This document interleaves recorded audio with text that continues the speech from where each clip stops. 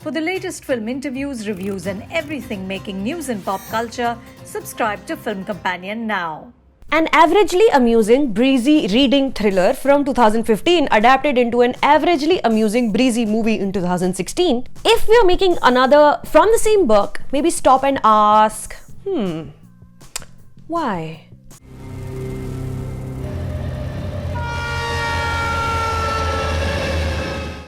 Hey guys, my name is Sucharita, this is Film Companion, you're watching Not a Movie Review, and right now I am not going to be reviewing The Girl on the Train. Not a sentence I imagined I'd be saying twice. उसे देखकर मुझे मेरा बीता हुआ कल याद आता है.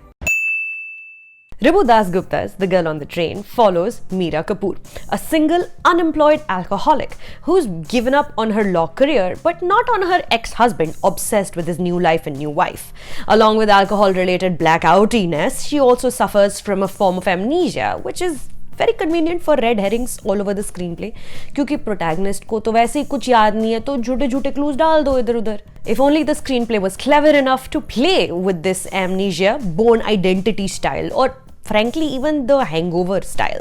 Meera believes she might have committed murder in one of her stupors, but she isn't quite convinced she did. The cops are after her and she desperately needs to remember what happened that night to prove her innocence. Now, while watching the 2016 movie, one could play a fun game of where have we seen this actor before?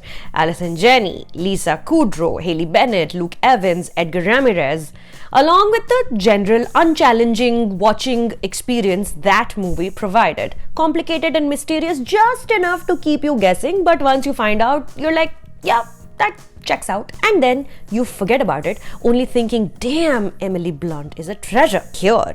And not to compare the two really, but all supporting characters are performed by entirely unremarkable actors regurgitating lines, only exacerbating your exasperation. Exacerbating your exasperation. This little tongue twister came to me while I was watching the film. That's how desperate I guess I was to find something to occupy my thoughts.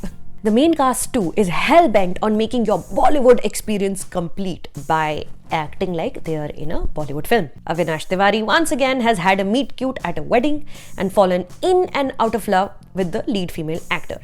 And despite a good effort, the fact that his character's development is already familiar weighs the performance down. And in an attempt to make it different from Justin Theroux's performance, he unfortunately crosses well into melodrama. Kriti Kulhari is Inspector Kaur, who starts off as a wonderful example of representation and resilience, but remains weirdly contrived throughout the rest of the film. Aditi Rao Hydari, melancholic and stunning as always, has a dreamlike quality, probably dreaming to get away from this mess, because at some point or the other, most people in this film want to murder her for no reason.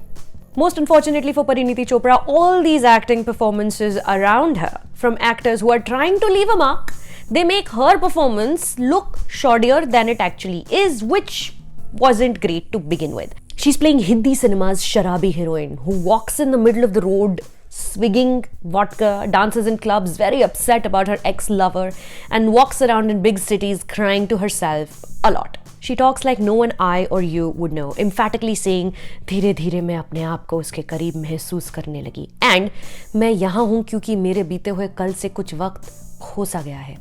Are you a poet? Is this a poem? Are you Javed Akhtar? Then bye. Ribhu Dasgupta takes a book ready-made for easy entertainment and turns it into an over-sentimental mess manufactured and fake like the terrible wound on Parineeti Chopra's head. It's like somebody said, let's make this desi. So obvs, the opening montage is set at a North Indian wedding and all characters are Hindi speaking, but they're still in London for no reason. There is no talk of immigration, diaspora, Hindi cinema influence abroad, etc. I mean, why is this still in London? I can ask why, bar over and over. Maybe y'all will find some answers. So go watch the film on Netflix and come over to Instagram and then we'll chat. So, on a scale of 1 to 10, The Girl on the Train is 4 walking and crying montage sequences. Or was it 14?